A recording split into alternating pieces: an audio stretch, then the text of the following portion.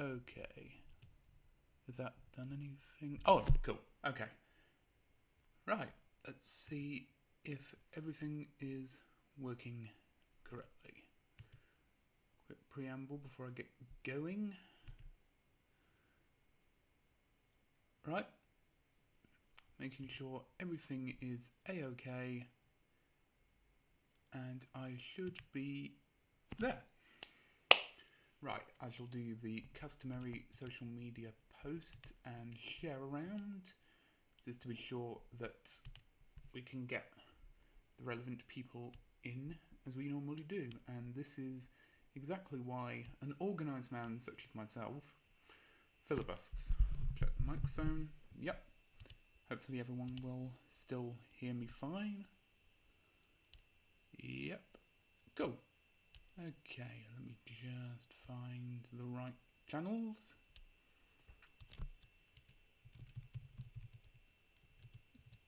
Correct link. And I will make this all up by waffling to my heart's content in about a minute's time. As you see, I really was it so quiet for a bit. Okay, how's it now? Everything fine? Hopefully fine. Good. See, every time that because I do these monthly, it seems that every time we do one of these, OBS decides to change everything. And I think it had changed the microphone settings slightly. But if everything's fine... Oh, please do waffle. You're too kind. Yeah, if everything's fine now, then that should be good to go. Great. Okay.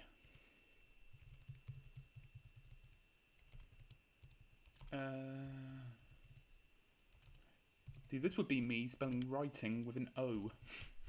Illiteracy, never heard of them. Right, done. Okay, it's fine now. Terrific.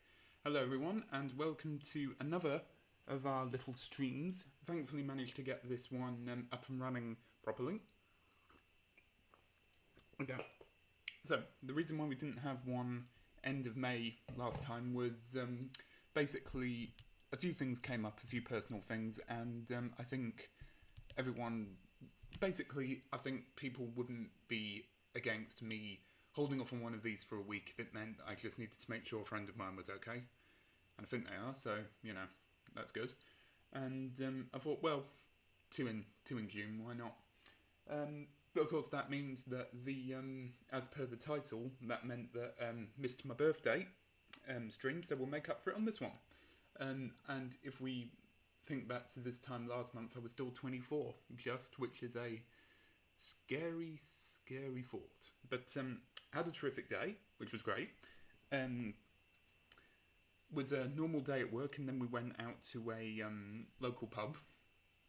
You know, adhered to social distancing, all that was fine. We kept safe, and went out for a nice Turkish meal, which was great.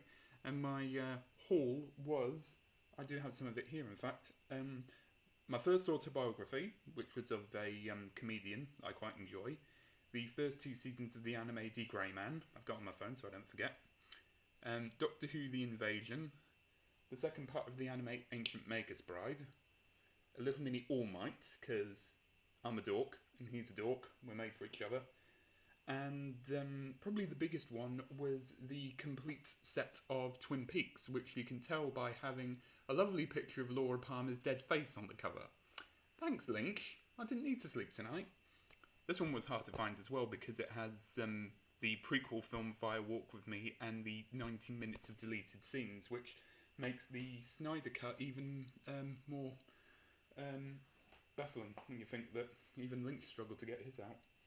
And since then, if we're talking about books, because this is, you know, a writer stream, directly after that, I went to a local bookshop and I managed to pick up a nifty Doctor Who book, The Taking of Planet 5, which I hear is okay, because I've been looking for the BBC books, because they're not easy to find. So this is 8th Doctor and Sam. I think this is my, well, when I read this, it'll be my first Sam book, I think. Because I don't think she's in Shadow of Avalon. Jacob will correct me. So yeah, Simon Boucher Jones, and Mark Clapham. Mark Clapham, never heard of, so I'm quite looking forward to seeing what he brings to the table, and as Jacob would support. Simon Boucher Jones, very interesting. Don't slag off his work, he won't be very happy with you. And of course, the big one. It's not got Sam in it, thought so. The man is a madman, but he is very cool. We all love a bit of David Lynch. Hello, I'm glad you could make it, everyone. It's just as well, actually, because I was about to get onto the comic section of the haul, which is, so Taking a Planet 5 was one that I bought after, and I'm really happy with this. I managed to get a comic that I've seen... Hello, Caroline. I managed to get a comic that I've heard so many great things about, and have seen some artwork for it, and it's absolutely terrific, and it's monstrous. Love this thing. I've flicked through it a few times, you know, not cover to cover, but like got a feel of it. And like I knew this was going to be for me, because I feel like it's if my kind of style got super dark and really gothic, then I've never done this, but when people describe their work as this is something meets something, I'd hope that Monstrous would definitely come up. But I mean, if you've got Neil Gaiman praising you on your front cover, then it can't be too bad. So I'm really excited to get into this, especially since sorry you're not feeling great, Boo, but everyone in the chat, support Ace of Diamonds. She needs support. Send her love, you know. And yeah, Monstrous. I uploaded a picture from this, which is probably my favourite panel of any comic book, which is a cat who, in my head, is either voiced by not Robert De Niro, is either voiced by Danny DeVito or Gilbert Gottfried. There's this cat sitting dramatically in a tree, scowling, going, to quote the poets, "We're fucked." It just made me laugh so much. Like, it's a serious scene, and then you've got this dramatic cat, and I thought, right, that's terrific. I mean, I knew I was going to love this anyway, where you've got, like, gorgeous art style, LGBT themes, dark subject matter, and then there's this half a chapter dedicated to cats doing a halo jump out of an airplane and attaching explosives to a pipe in a war effort. And I'm like, okay, I'm watching like Where Eagles Dare, the feline version, or reading Where Eagles Dare, the feline version. That's terrific. A very brave style for someone who can pick that up. And since we're doing hauls, so most of my money went to, and I can reveal this, it's quite exciting, the book 3 cover. I've seen some rough work of it, and it is shaping up to be a really good looking one. Like, I know my book style has been okay. Like, I think people who pick it up obviously assume it's going to be some kind of, like, you know, young adventure type. You know, I didn't want very realistic stuff on the front, but I also didn't want to just cop out and use stock photos or whatever, because I think there are covers where that works, and I've seen a lot of people in the writing community sort of do great covers that are either minimalistic or, you know, have sort of been pulled together from assets or, you know, really good photography. But I don't know, I kind of felt like an animated style. Oh, hello, Alice. Thrash Metal Kid 666. Nice for you to join us. Sorry I didn't get to your stream earlier, by the way. I meant to say I got a bit caught up with stuff, and I'll say what I got caught up with in a minute because it's really shameful. But yeah, I think for the most part people have warmed to the covers, which is good because I spent all the well, not all, but I spent most of my birthday money on getting this third one done, and I'm really excited to show it off. Actually, it's a suitably dramatic one. Stock photos are cheap, lol. Yeah, I mean, it's one of the great things about publishing is you can do it on the cheap. Obviously, you will have to spend some money sometime, and I'm actually going to get to that in a minute. But I think I think you can get away with minimalist covers. It just depends on what it says about your book. I'm going to say I like the painted style of the covers. I feel they don't do them anymore, which is sad. Yeah, I'm trying to remember actually when the last time I saw a proper cover was. I mean, even now, I've just sticking up the Doctor Who ones. As I think we said before, I don't know whether you were there or not, but we were talking on your server about how they used to do the Doctor Who Virgin New Adventure ones. I don't have one to hand, but they would have specially commissioned artists to paint them, and because they were different. Because there were different styles from different artists, you know, they didn't always mesh together when you look at them side by side. Because, like, you'll have, like, the Dimension Riders, which has a great Sylvester McCoy image. Someone's, like, really gone out of their way to make a picture-perfect, accurate, photorealistic Sylvester McCoy. And then you've got the Higher Science, where he looks like Adrian Brody in cosplay.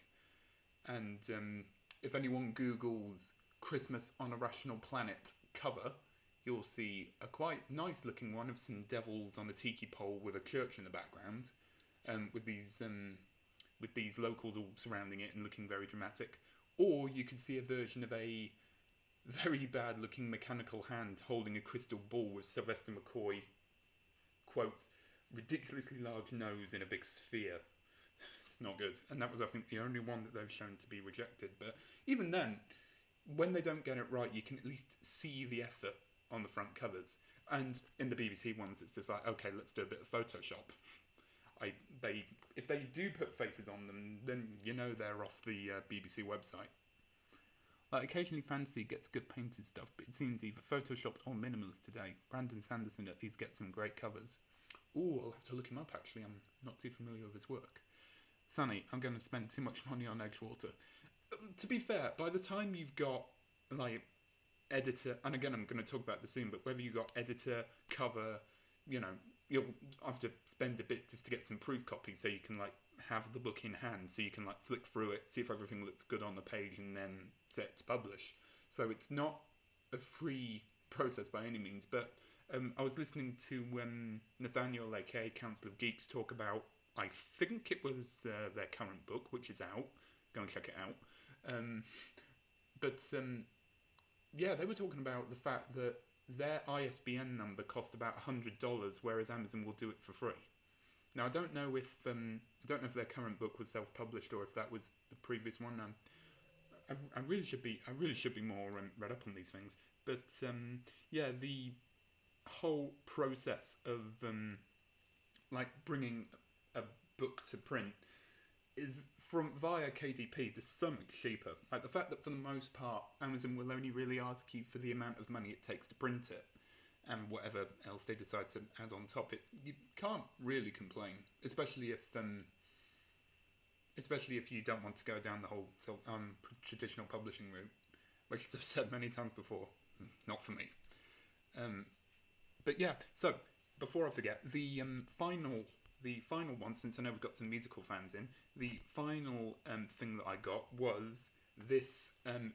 Really, I'm probably one of the few.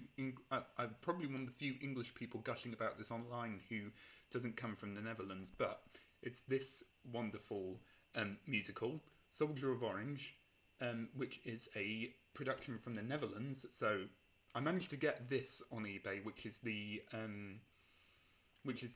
like little flyer that you get when you go in there, and they translated that into English. The CD is of course all in Dutch, so I've been enjoying picking up small bits of Dutch. But it's a great production. I've seen some footage of it, and it's terrific. Like, I know we're not talking about. I know this is a writing stream, not musical theatre, but like, if because I don't know if I've said this before, a stage adaptation of my book has actually been proposed to me, and of course it was, I think, a year before COVID hit, so nothing has come of it as of yet, but like maybe something going on there.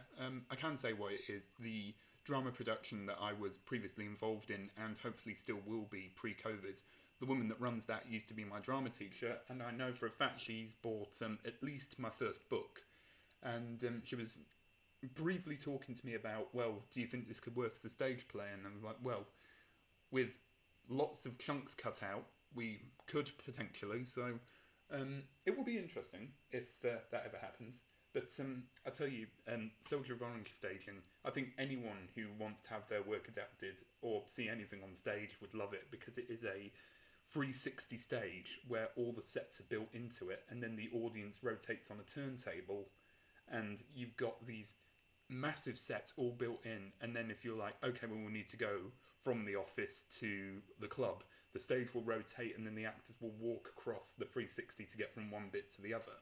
I'm like, that's incredible. I'm surprised. And this is the first production to use that technology as well. It's one of those moments where you think, wow, why hasn't anyone done that before? Oh, and there's a terrific beach set, which I think has like 800 gallons of water or something ridiculous on it, where they built the beachfront as well. And there's some footage of it online from official trailers, and it's mind-boggling. So, if the local tryouts of my stage adaptation go well, you never know. I'm joking, of course. I joke. I don't have the self-confidence to ever even claim something like that would be possible. It's fun to have a laugh. So I'm going to single someone out. So I'm really glad they were here, because I think we can all give a round of applause to Legionnaire Sunny, who is now at the stage where Project Edgewater is getting beta read, and I am really excited for that particular project, because I'm going to single them out for praise now.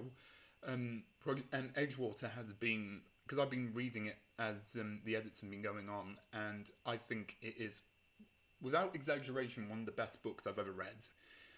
Especially in this era where we're all looking for a tonic to rinse ourselves free from the J.K. Rowling Harry Potter stuff.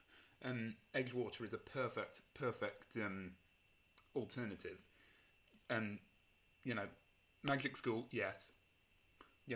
There is that similarity. There's a similarity with me in my third book, but so much more. We've got LGBT leads, we've got, Lovecraftian horror elements, a massive, expansive world that is just ripe for exploring, and you are given such an insight into this world and these characters, and it is so good. And there's themes of, destiny, there's themes of, not destiny, there's because it's not predetermined stuff, it's gods and higher beings and the lives of mortals and how they connect. It's so good. Please, I don't mean to make you feel ill. I know you've been wanting to keep away from it, but you're among friends here, and it's really good to see this project go from its initial inception and the early days to those early chapters to now. So I think we can all congratulations are in order for that progress going along, because to be honest, after publishing 2 books, I love to see people being creative and people finding a confidence to take the stories and push them through, because, as I said, they are our babies and we nurture them, and if we decide not to kill them in the crib, dark, then we progress and make something that we can be proud of after that has some staying power.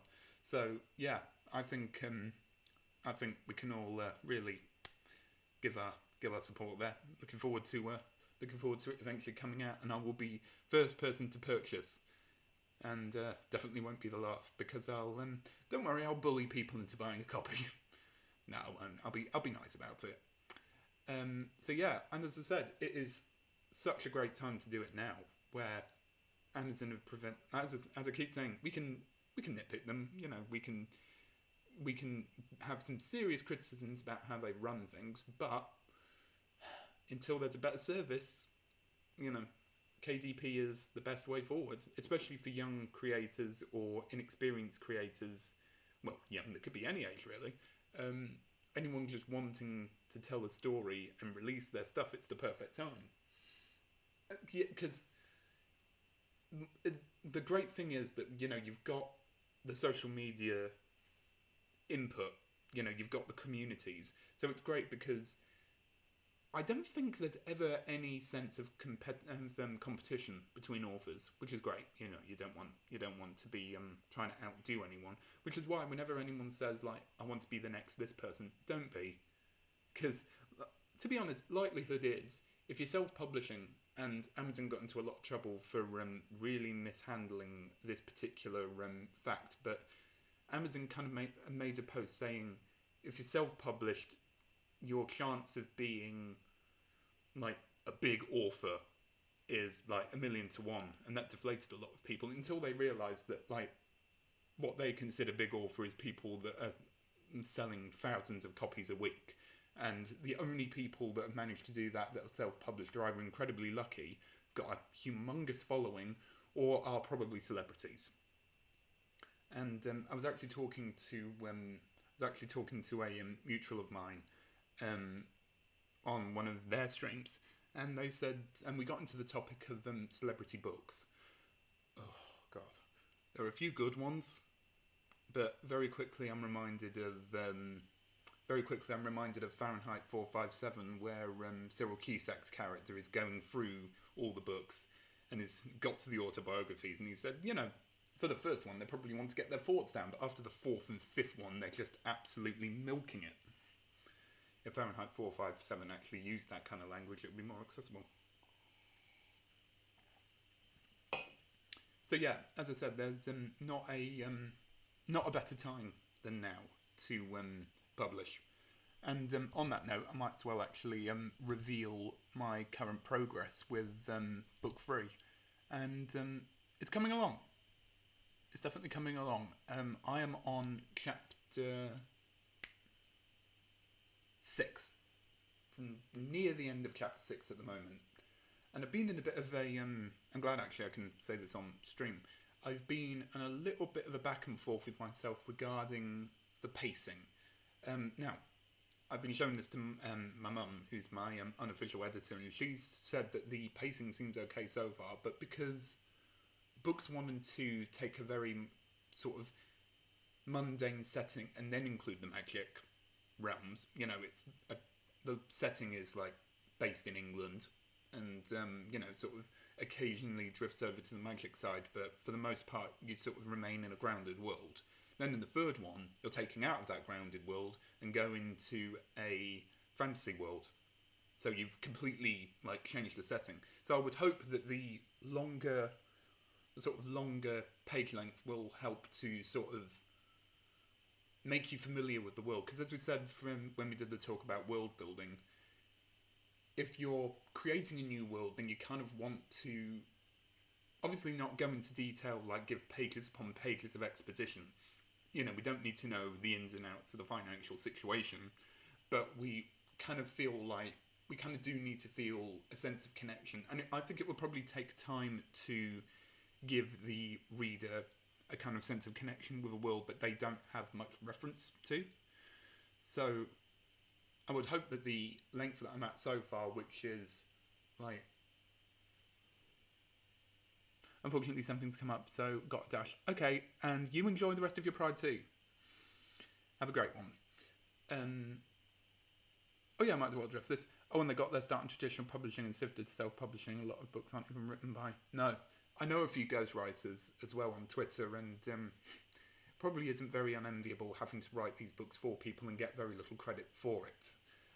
So yeah, if any celebrity comes to me asking to write their extended autobiographies and memoirs, then woe betide them.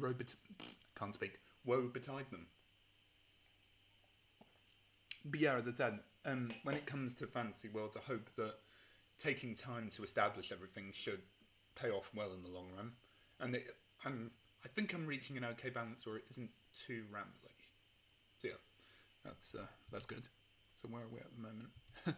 I wanted to share this actually because in the news that's been coming out since the last one, I have found the absolute like textbook example of why I think, but certainly it's the reason why I plot so much. Now again, I do acknowledge that there are the writers that can like not plot anything, just like fly by the seat of their pants, and then they kind of see where the plot goes. The plot dictates them, and if it comes to a place that they like, then they can, be happy with it. I really admire people whose minds can go to autopilot like that when it comes to being a writer. That you can go from, like, okay, well, this happens, what next? Whereas I can't do that. It has to be chapter 1, chapter 2, chapter 3, this, and this. So even less chance of writer's block that way, which is terrific. But, when it comes to plotting, there is a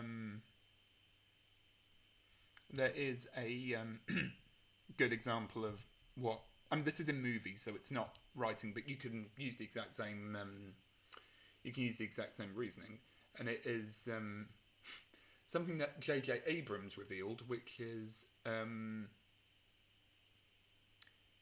we didn't plot Star Wars 7 and 9, and it shows. Because they said, maybe when we did these 3 big multi-billion now, movies, maybe we should have had a game plan from beginning, middle and end. And the entire audience went, really? You think? And that is and I was reading that and listening to what he and others said, and it's just like, this is exactly why I plot books further in advance as well. Because I think there's something to be said about, not only do you know where something's going, but if you know where something's going, then you can be really methodical in what you do with it. Like, you can try and be clever. Like, I know, I can be, Jacob can back me up on this, I can be critical of my own work. I think the final chapter / epilogue of book 1, aside from being way too long, was, first of all, it didn't need to be there, and second, I just felt like probably doing too many hooks into the next book. Like, I really wanted to go into the thing of, like, leaving them on something good so that they can go to the next book on, but the more I think about it, the more I think, ooh, you manipulative sod, you were just like, do you want to know what happens next? Buy the next one. But I suppose it would be a lot better than having a version of the events play out and then having the very next one sort of say, okay, all that stuff that we've plotted, built up, we're not doing that. And then in the third one, then go back to the plots that you got rid of to say that they were significant, even though you said you didn't. If people know what I'm on about, Snoke, then, you see what the problem is. And I thought, wow, at least I've got some confidence in that I'm a better plotter than Disney is. It's a good thing that they decided to kind of tighten up all their series. Let's see, physical media of your own is something that I've dreamed of because I'm a musician and write a lot of music. My goal is to get my own physical CDs, cassettes. Cassettes, don't make me nostalgic. I tell you, I'm actually following a composer who did a lot of music for children's programs, who's recently made it quite successful by independently releasing tracks onto CDs and presenting them to the more grown-up fans of the old kids' work. So there's definitely, I think there'll always be a market in physical media. We have this long conversation about, is stuff going digital? You see it with books. You've got the Kindles, and then you've got the physical paperbacks. I've seen so many people prefer paperbacks, and I do too. Like, I can read off the screen, but it's not as fulfilling. I like something, in hand. Like, again, you could read this online, but now what's the point? You want to hold it, you want to smell it. It's not too bad, actually. Some of those comics can be quite lofty.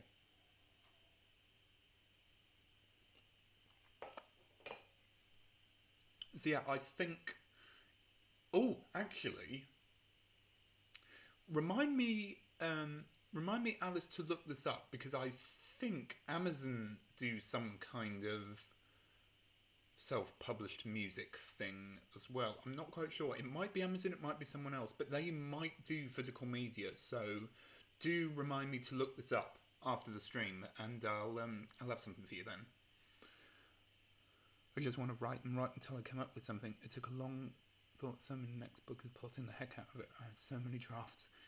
There's a good thing about so many drafts, because I always say that with every draft you make it better, and there will be a point where you'll just be polishing it so much that you can only add to it to an extent before you've basically like overworked it, or that you just get so like paranoid with your own ideas that you keep changing them until you eventually lose sight of the perspective. Because it's good to have perspective, because I think when it comes to writing plots, it's really easy to like create subplots, but then you also don't want your story to just be like one thing, beginning, middle, and end, like clean all the time. Sometimes, a lot of times that can work, but if you want to be unpredictable, or if you want to have something new, then taking a plot and kind of subverting expectations, diverting subplots, character changes. Like I know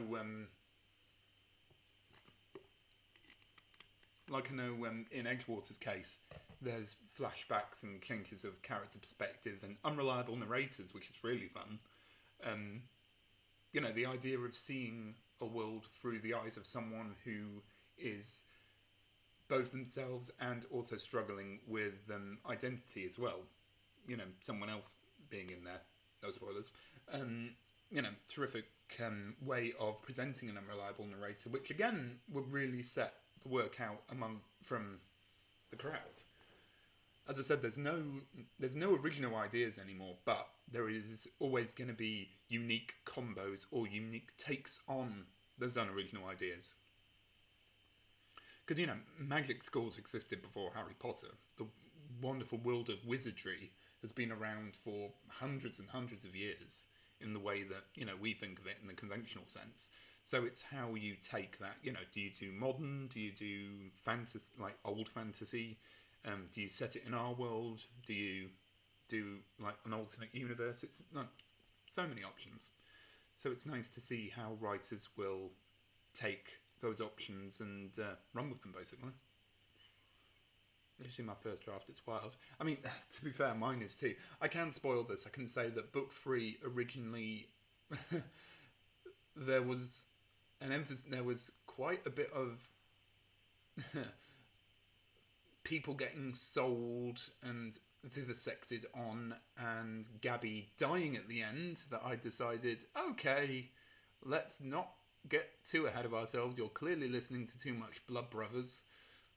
Back away. Remember your roots in all this. Remember the marginally family-friendly story you want. Don't depress the kids, and make sure that future books, can still happen. Because the ending was going to be such a depressing note. And I just thought, no, this isn't what I want to do. This isn't what my stuff should be. It shouldn't be dark, depressing stuff. It should be, something with a hint of optimism. Because if you, I think when I started, I started writing to sort of, get a lot of feelings on the page about certain family members passing away.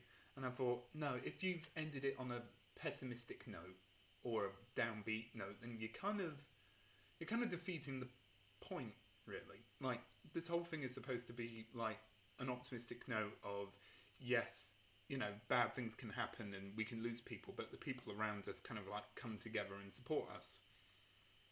And then to sort of just have your main character up and dying, and then like, because the original idea was that she'd be like maybe brought back as a ghost, and they do some like dark magic-y stuff, and you can see how convoluted it's already getting. So I thought, nah, not going to do that.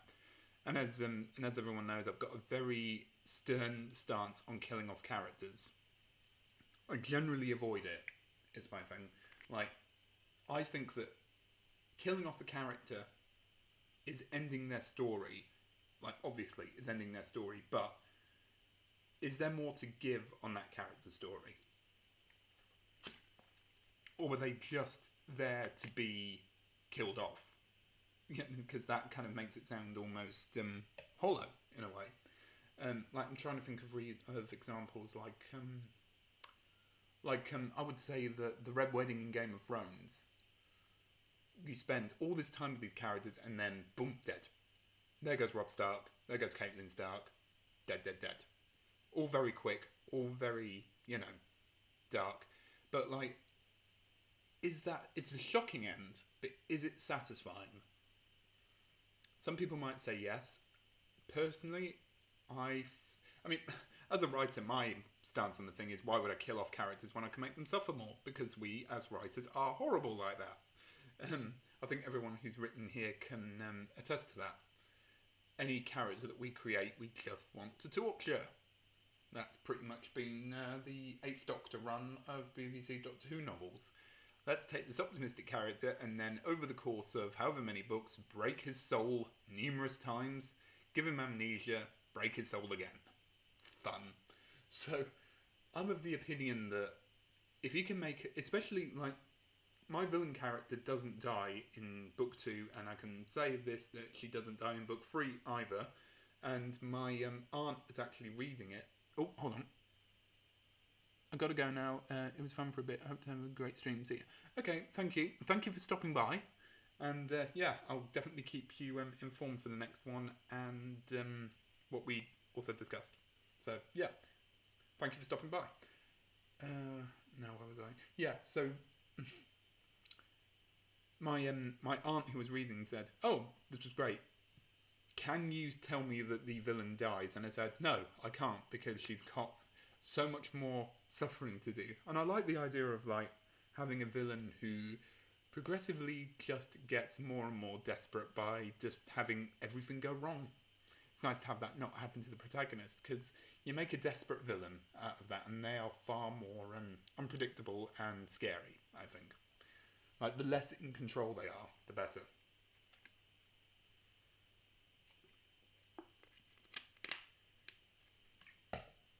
So yeah, I'm glad that I did make the changes that I did.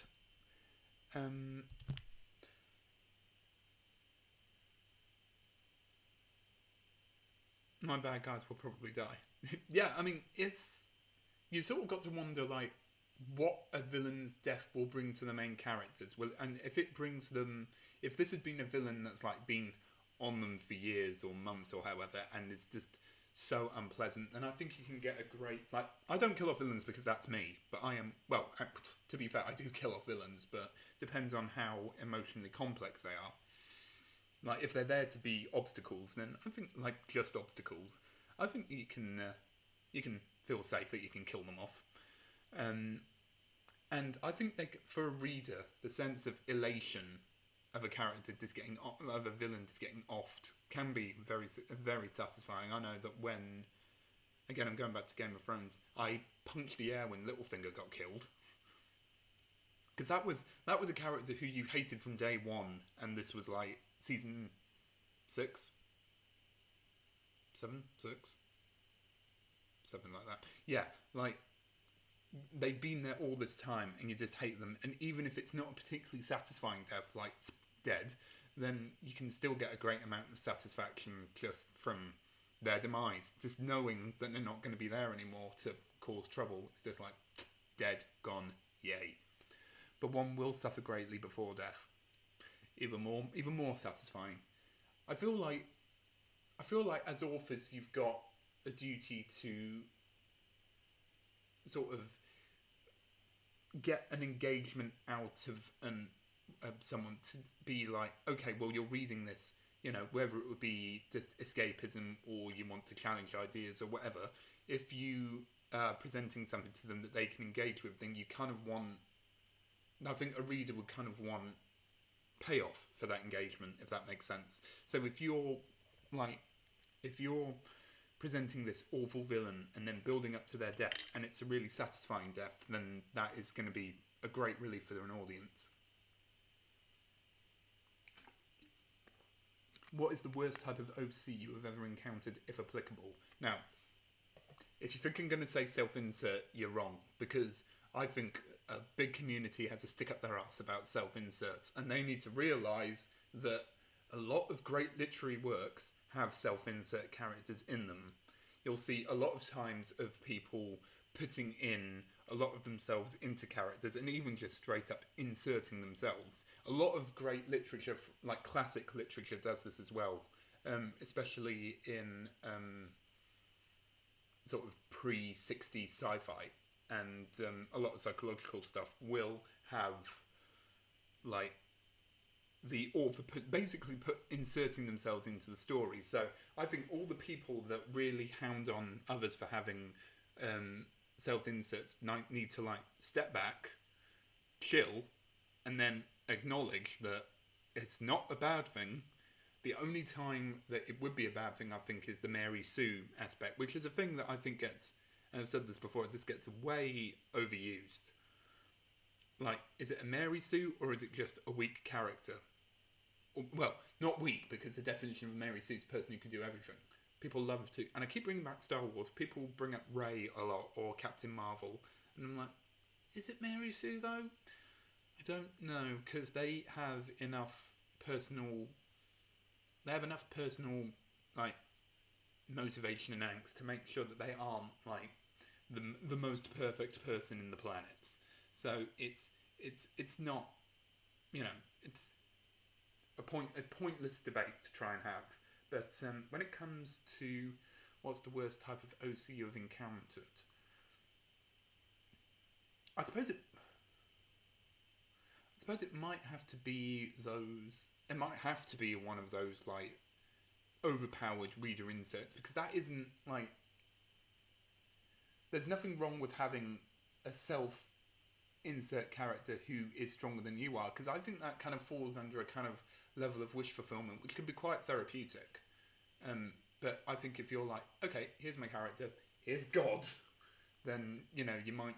But then I don't know, I call that weak characterization. I don't think there are many OCs that I would particularly, or types of OCs that I would particularly be against. It all depends on the execution. If it's a completely, like, overpowered, like, if it's My Hero Academia OC, here's me as a hero, I killed one for all with one punch. Sorry, all for one with, no, yeah, one, yeah. All for one, yeah. If I, like, kill all for one with one punch and, like, oh, look at me, how great I am, not great. But if you, you know, tone it down and make a, like, character with flaws and whatnot, then, you know, great. Just trying to think if there's anyone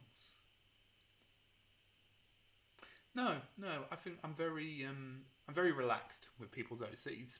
I've made enough of them myself to be like, you know, you do you. You know, in this society, you do you. They're very thank you. Yeah, brain.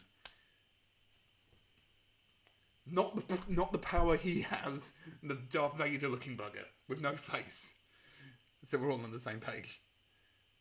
The very angsty, emo, overpowered character who can beat up anything and anything they want. Met a lot of them in RP. I think I met one of them in RP, and it wasn't an interaction that I had the most fun with. I'll say that much. Like, no offense to the guy. I'm sure the person was great who made it and all, but yeah, less of the dark angst and like more thinking like, okay, let's treat this as a character here. But I'm not going to bemoan people's OCs, because if they're new to this, or if this is their only OC or whatever, then, you know, they are going to be like inexperienced, or this is their like new stuff. And you know what, I'm not going to be there to like stifle anyone's creative drive or anything. So like I say, you know, you do you, but like see if you can like maybe diversify the personality a bit. Because I make too many characters. That's my thing. Like, the amount of lists that I have of characters, whether they be for books, original characters, pardon me, fan characters, you know, the list goes on. But I'm like, I'll try and give all my characters something. Even if there is, like, generic running characters, just for, like, on the side. I generally live and let live with OC. And flawless characters are the worst. Yeah, I mean, at this stage, you know, if you got an OC someone considered bad, then it's not the end of the world, is it? But if you can identify what the bad qualities are and actually improve on them, then great.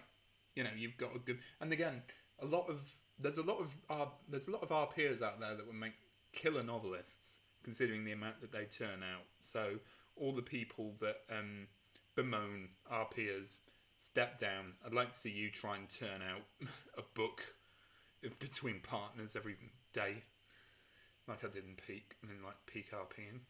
I still do it though. It's a nice way to continually get your like writing motivation up and continue writing, but small different things. And there's no pressure either.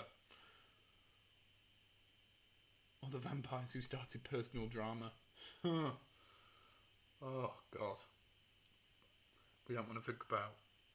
We don't want to think about the vampires that start personal drama that end up with massive book deals and movie deals. But yeah. So with about 15 minutes to go, pause for drink.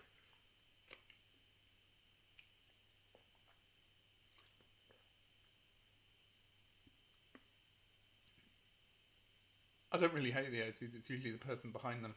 Yeah, a good RPer will have a real. Even sometimes with self-insert, sometimes there'll be a good disconnect because like the character and the creator are two different voices. Never like confuse the two if one's problematic. Like I've read Gala online. Like I've written characters that are the worst, but I don't want to commit genocide, do I? People need to chill, just in general. People need to chill, and as my mum always says, if it isn't hurting anyone, don't judge. You know, you do you. If no one's getting hurt, and if you're not doing anything that's illegal, then why not? Life's too short, and, you know, life's hard enough to, like, judge other people. Just be yourself, enjoy it, and if there are people there that will support you, then fantastic.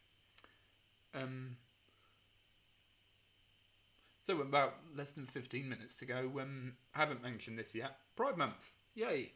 I wanted. I don't want to eat souls either. We all can't be soul eater, but so again, I wanted this one to be like the catch-up stream. You know, before we go for the one which I think I'm going to tentatively say is going to be the 26th. I think, unless earlier, but I will update on that. So I wanted this to be the catch-up stream, and then we discuss things on the 26th, because I found some interesting things. As I said before, there was a great video on perspective in regards to big spectacle that I want to get into, because that is really interesting. But, yeah, Pride. It's Pride, and I'm really, really happy to be out there as a proud and open bi-asexual man. And it's really nice to see that the writing community has responded, and people are sharing their work around. I generally don't go in for these writers' lifts again. I don't know if people here aren't familiar with them, but it's basically a mass post where someone says, hey, you got books, share the link, and follow everyone. And that sounds great in principle. And then I realised that by the end of the last one, I had like half a dozen Trump people following me, because it doesn't matter how many rainbows you plaster on your bio. Like, there'll be people there that just want followers. They just want the numbers, and they are not nice people. So I thought, right, I can't be asked with the ag. I'm going to stop that. But there were a few like, you know, LGBT authors. You know, present yourselves. And it's good. I've seen a few people spread my stuff around, so that's always fun. And I like to think that this is probably the first Pride where I can actually be like very open with myself, and you know, get my opinions out there. You know, get myself heard a bit more, and like, you know, have fun, basically. It's nice to feel like part of a community. Cause I'm in quite a few communities as it is, but like, ever since coming out, it's nice to feel that there's a connection. And I feel sort of more in tune with a lot of my characters as well, because of how diverse my lot are. So yeah, I'm quite happy with that, and it feels like nice to be comfortable in it. So, and of course, probably most people actually in the chat here identify as that as well. So I do sincerely hope that everyone here has a terrific Pride as well, and that the hopefully if the comfort of coming forth and sort of becoming like one with this community is something that you can hopefully build up to if you haven't already. And of course, like anyone who knows me knows that as far as personal stuff's concerned, I'm always going to be here for people. I always want to try to be there for people, and that's something I always want to remind folks, that it's never an issue to come in and ask for help, because, you know, I come on here and talk about writing and stuff, but I know that, like, the people that come here, like, we're all in similar circles. We don't all, I know not everyone here knows each other intimately, but, you know, we've seen some crossover of friends, and, you know, just want this to be a nice little coming together space, where we can chat about writing and books and stuff, but also, you know, hopefully, if I don't bore people to death, have a good time as well. And in my case, run out of water and decide that your voice is starting to go. But we do an hour, so going to film 9 more minutes. So yeah, next time I'm probably going to delve in a bit more on the writing stuff. Because as I said, I just wanted this to be a catch-up and whatnot.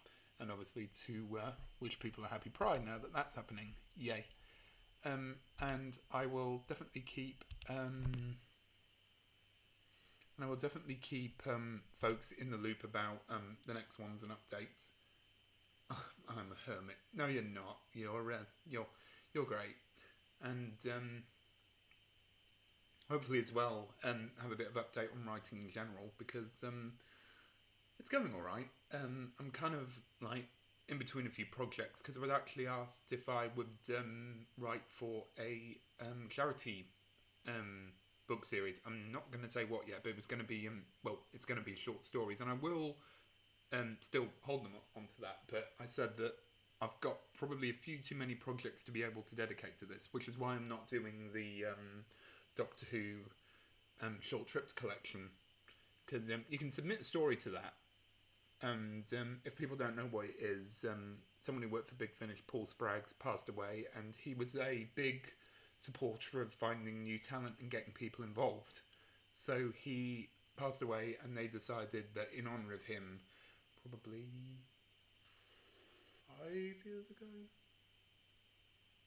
4 or 5 years ago, decided that they were going to do a writing contest, and that anyone could submit any idea provided it stuck to the rules, and write their thing out, send it, and then if they won, or even recently if they sort of get into the top 3 sometimes, then their stuff will be recorded and released officially, I believe for free. And because I'm always writing my books at the time, I never decide to go for those, but I thought, you know, if I'm not going to commit to this, because I won't be, because I'll already have projects on the go, and I want to prioritise stuff that I know will get released rather than stuff that might get released, because at least I'm not competing with hundreds of people when I'm writing the book. But like when it comes to the writing trips, short trips, I always want to be there for people to say, like, if you don't get it, don't be too disheartened, and for the love of God, if you've enjoyed it, don't give up. Shush. Keep writing, because, you know, the spark is clearly there. You know, it isn't just because, it's Doctor Who. You clearly want to write something. So, if you don't get it, don't be like, okay, well, I'm never going to write again. No, keep at it. If that idea you have, if you're not going to, you know, submit it again, then rework it. Change your character names around and whatever, and create your own story out of that. Like, the Big Finish will be looking for a certain type of story, which is why I always say, you know, go and listen to the ones that won. And I've heard some brilliant ideas from people, but, like, I think that is a terrific story, but it's probably too ambitious for them. Like, that's probably something that they would want to have as a proper story rather than this short. I'm not saying they're not proper stories. I'm saying that, like, the short trip style is like one narrator narrating a short story. and that for the more ambitious ideas, then they probably would want to dedicate a official big however many hours long release for. So like keeping those ideas is always great. Don't scrap your manuscripts. Like the idea that I submitted, I haven't done anything with, but it's a good idea for if I ever wanted to write horror, because it was a horror story with the Seventh Doctor playing minimum involvement, as is his wont to do. So yeah, and again, when the person were about this, I put it as well. So like last time they did it, I tweeted at them, which was like, great, those who didn't win, don't give up, don't think, okay, this is it, don't stop writing, keep at it. Okay, you didn't win this one, but keep writing for the next one, or whatever you want to do. Tell the stories that are in your head, and don't let anyone stop you. And that's the message that I always want to keep pushing, which is I think all we can do, really. And they say that everyone's got at least one story in them, and I do believe that. And I think that, as I said, nowadays it's so much easier to get your voices heard out there. And yeah, I think it's absolutely terrific as well. So yeah, keep at it and never stop. And as I said, a lot of people here are neck deep in their own stories. So yeah, why not? Just keep going, I'd say, and don't let that spark die out. And again, even if you don't have an outlet, if you've got OCs, keep writing them. There's people nowadays are so creative, and I love seeing it. Whether it be the official publishers or the OC makers, just keep creating. And fanfics, yeah, fanfics are terrific as well. And I will always support fanfic authors because you're writing this for free. You can't complain. You've written chapter upon chapter of really good stuff. Terrific. And even the people that write quite bad ones, sure, it might not be Shakespeare, but if you keep at it, then you'll have some terrific stuff. Even if you just want to do this character X, this character, and very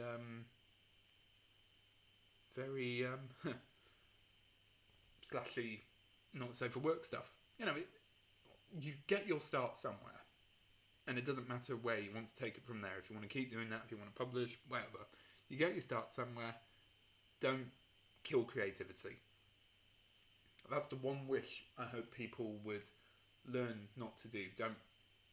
Don't take someone's creative dream and then crush it, because you could be seriously affecting a future of someone who might go on to do great things. We don't know, but I think you kind of do have to have a bit of optimism about these things. And yeah, because I didn't think a couple of years ago that I would be in this situation, and I know I'm not anyone of particular authority, but you do gain some perspective. And I'm fortunate that stuff happened that they did, and I could get this stuff out, because I feel like there'll be people that have got these great ideas that just don't feel like they could go anywhere. And sometimes I'll just slide in going, hey, if this is a great idea, shove, go, do it. It might cost a pretty penny just to get it through Amazon, but it's cheaper and better on your mental health than going down the publishing route if you don't feel confident in that. So yeah, I'm always wanting to be out for people, because if I can publish 2 books, anyone can. That's not self-deprecation, it's just true. Right. That actually went by quite quickly for me. I hope people have enjoyed this ramble. I didn't really go in with much of a plan this time. The plan comes next time, which I will, endeavour to research, get everything properly done, and be a bit more methodical, as opposed to this, which was just a catch-up and a ramble. We all love a catch-up and ramble, don't we? With me, it's definitely rambles. But yeah, I hope people have enjoyed this, and since we are now over the 1 hour mark, I'm safe in the knowledge that I've still managed to get it just right. So, yeah, I think, unless anyone's got anything else, to say or ask, that I will probably round it off there. Yeah, like I said, I think the next one will be the 26th, but if it's sooner, I'll let people know. Because I'm doing alright with this, now that I've got the hang of OBS and YouTube, I think I'm getting there with the old promotions. Let me just check. Okay, good, the stream's still running. We were really fortunate, actually. There were some local areas that were getting power cuts, actually, and I'm really glad that it didn't get us this time. So, yay. Or if it did, then it waited till after we've done this. Right, yeah. I think that's it for everyone. So, if there are no objections, I would, I'll probably call it there. Thank you, everyone, for coming. It's been terrific, and for anyone that's like missed a bit or whatever, all these things will still be available on the YouTube, all archived, and all the previous ones are archived as well.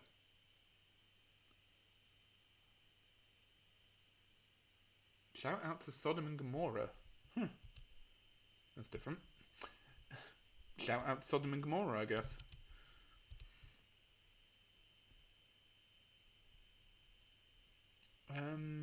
Right. Yeah. Oh, click the wrong button. I am technical. Okay, yeah. I will, I'll probably stop rambling and call it for here for now. Call it for here. You get to the ending, you can't speak. Call it a day here. Thank you. You can tell I've had a day. Also, I forgot to say, Bible thing. Forgot to say, grew a beard. So, on the one hand, I don't think it looks too terrible on me, but on the other hand, interesting that another bearded guy is talking for hours on the internet. But thankfully, I'm talking about positive things. So yeah, always a plus. Especially since I'm not very good on the hair. But anyway, I'll stop rambling, and hopefully see everyone on the next one. Hopefully the 26th. Again, all updates will be given on the social medias, and see everyone next time. And everyone have a great day.